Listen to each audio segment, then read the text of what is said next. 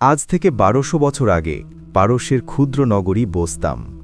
সেখানকার ধূলিধূসরিত পথে হেঁটে চলেছেন এক দরবেশ।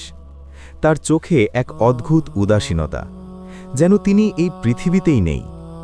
তার নাম আবু ইয়াজিদ তাইফুর ইবনে ইসা ইবনে সরুশান আল বোস্তামি। জগৎ তাকে চেনে বায়েজিদ বোস্তামি নামে। যে ব্যক্তি আল্লাহর প্রেমে এতই ডুবে গিয়েছিলেন যে তার মুখ দিয়ে বেরিয়ে এসেছিল সেই উচ্চারণ, সুবহানি মা আজামা শানি, আমি পবিত্র, আমার মর্যাদা কত মহান। যে উচ্চারণ পৃথিবীর বুকে তাকে নিয়ে আসে বিতর্কের কালিমায়, কিন্তু সেই বিতর্কের আড়ালেই লুকিয়ে আছে এক অনন্য শিক্ষা। আল্লাহর ভয় কিভাবে আত্মাকে পরিশুদ্ধ করে, আর আত্মা কত বড় হলে স্রষ্টার ছায়ায় স্থান পায়। আজকের এই গল্প শুধু বায়েজিদ বোস্তামির নয়, এটি সেই শিষ্যদের গল্প যারা নিজের হাতে গুরুকে শাস্তি দিতে গিয়ে নিজেরাই ক্ষতবিক্ষত হয়েছিলেন। এটি সেই অমোঘ সত্যের গল্প যেখানে অহংকার পরাস্ত হয় ভালোবাসার কাছে। বায়েজিদ বোস্তামি শুধু জ্ঞানী ছিলেন না, তিনি ছিলেন জ্ঞান সাগরে তলিয়ে যাওয়া এক মাঝি। তার দাদা ছিলেন জরথুস্ত্র ধর্মাবলম্বী, পরে ইসলাম গ্রহণ করেন।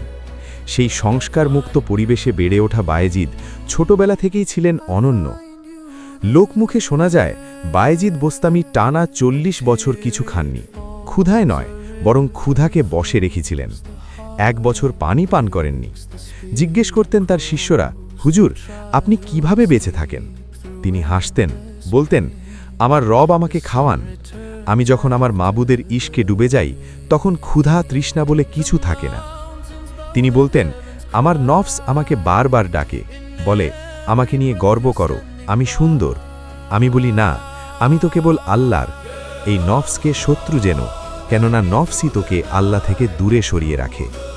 হে আল্লাহ, আমি জানি না তুমি কোথায়, কিন্তু আমি জানি আমি যেখানেই যাই তুমি আমার সঙ্গে থাকো। এই অনুভূতি আমার জন্য যথেষ্ট। আল্লাহর ভয় বলতে আমরা সাধারণত জাহান্নামের আগুনের ভয় বুঝি, কিন্তু বায়েজিদের ভয় ছিল অন্য রকম। তিনি ভয় পেতেন যদি আল্লাহ তার থেকে এক মুহূর্তের জন্য মুখ ফিরিয়ে নেন। এই ভয়ই তাকে দিনে রাতে কানাত। একবার এক যুবক এলো, বলল, হুজুর, আপনার জামার একটি টুকরো দিন, আমি তা তাবিজ করে রাখব।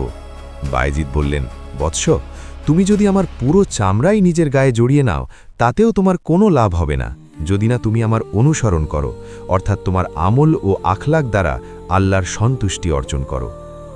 সুফিবাদে ওয়াজদ বা আধ্যাত্মিক নেশা বলে একটি বিষয় আছে।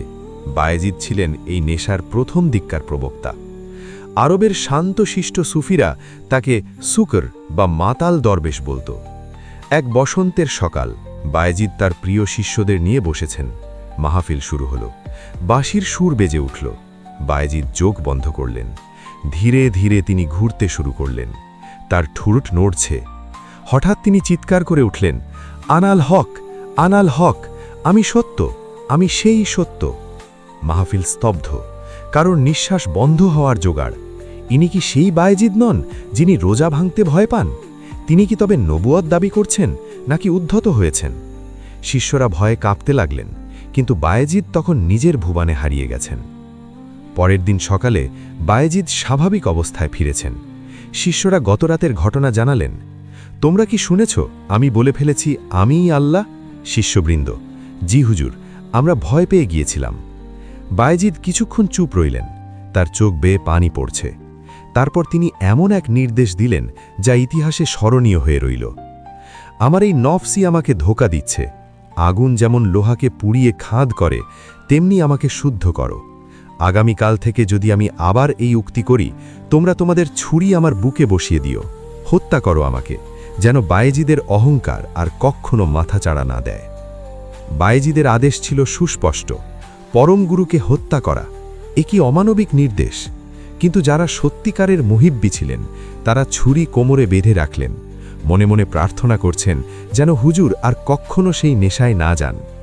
কিন্তু সপ্তাহখানেক পর আবার সমা মাহফিল হল। বায়েজিদ আগের চেয়েও বেশি তন্ময় হয়ে গেলেন। তার চেহারা জ্যোতির্ময়। তিনি বারবার বলছেন, আমার চাদরের নিচে কে আছে? তুমি কি ভাবছ আমি বায়েজিদ? না, বায়েজিদ নেই। আমি সেই সত্য যিনি সারা জাহানে বিরাজমান। তোমরা তাকে খুঁজছ কেন অন্য কোথাও? শিষ্যদের মনে পড়ে গেল গুরু আজ্ঞার কথা, কিন্তু হাত কাঁপছে। তারা কিভাবে প্রাণপ্রিয় মুর্শিদের শরীরে ছুরি চালান? তবে কয়েকজন এগিয়ে এলেন। প্রথম শিষ্য চোখ বন্ধ করে ছুরি বসিয়ে দিলেন বায়েজিদের বুকে। কিন্তু কি আশ্চর্য, বায়েজিদের বুকে ছুরি বসার সঙ্গে সঙ্গে শিষ্য নিজেই বিকট চিৎকার করে উঠলেন। তার নিজের বুকে রক্ত ঝরছে, অথচ হুজুর একদম অক্ষত। দ্বিতীয় শিষ্য এগিয়ে এলেন, তিনিও ছুরি চালালেন। তিনিও একই অবস্থায় মাটিতে লুটিয়ে পড়লেন, ব্যথায় কাতরাচ্ছেন। এভাবে সব শিষ্য এক এক করে ছুরি চালিয়ে নিজেরাই রক্তাক্ত হয়ে গেলেন। বায়েজিদ ধীরে ধীরে জ্ঞান ফিরে পেলেন।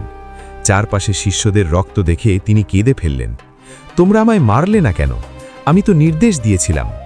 শিষ্যরা কান্নাজড়িত কণ্ঠে বললেন, হুজুর, আমরা আপনার বক্ষে ছুরি বসিয়েছি, কিন্তু প্রতিবার ছুরি ফিরে এসে আমাদের নিজেদের শরীর বিদীর্ণ করেছে। আমরা ছুরি চালিয়েছি, আহত হয়েছি আমরা, আপনার গায়ে একটিও দাগ লাগেনি। সেই মাহফিলে উপস্থিত ছিলেন আরেকজন সুফি দরবেশ।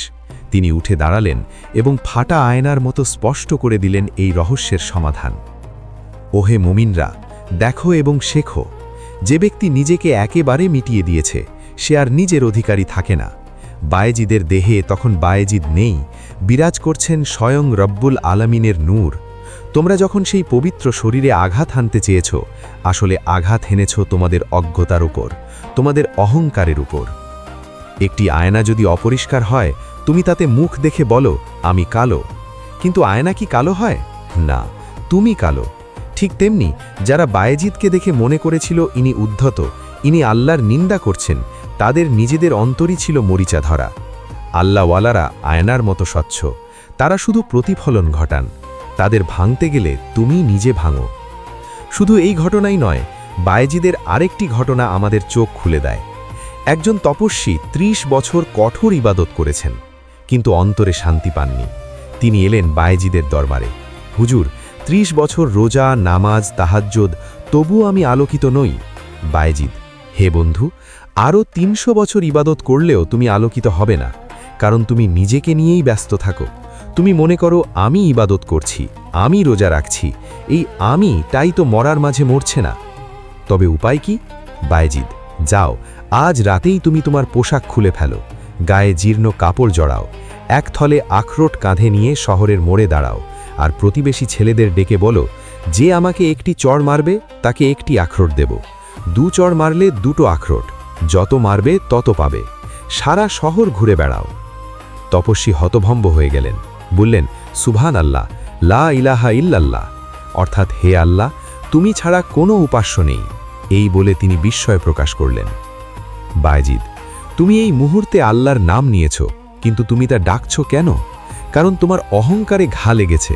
তুমি যখন আল্লাহর নাম ডাকলে, তুমি আসলে ডাকলে না তাকে, ডাকলে নিজের সম্মান বাঁচাতে। তুমি মুসলিম, কিন্তু এই মুহূর্তে তুমি মুশরিক, কেননা তুমি ইবাদত করছো নিজের সুনামের, নিজের অহংকারের। বায়েজিদ বোস্তামি ৭০ বছর বয়সে দুনিয়া ত্যাগ করেন।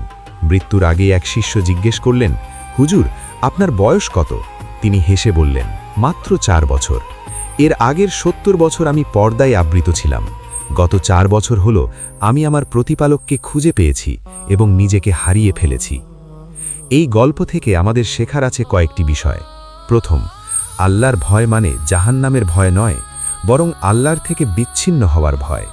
দ্বিতীয়, নিজের অহংকার এতটাই সূক্ষ্ম যে ইবাদতের ভিতরেও তা লুকিয়ে থাকে, সেটাকে চিনতে পারাই বড় জ্ঞান।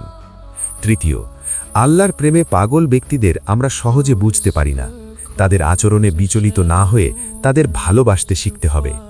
চতুর্থ, যারা আল্লাহর পথে নিজেকে বিলিয়ে দেয়, আল্লাহ নিজেই তাদের রক্ষাকর্তা হন। তাকে আঘাত করা মানে নিজেকেই আঘাত করা। তাই আসুন আমরা সবাই সেই ছোট্ট অহংকারী আমিটাকে মিটিয়ে দেওয়ার চেষ্টা করি। যেদিন বায়েজিদের মতো আমরা নিজেকে হারাতে পারব, সেদিনই আমাদের সত্যিকারের সৃষ্টি হবে। ভিডিওটি ভালো লাগলে লাইক, শেয়ার করুন, সাবস্ক্রাইব করুন নতুন ভিডিওর জন্য। আল্লাহ হাফেজ।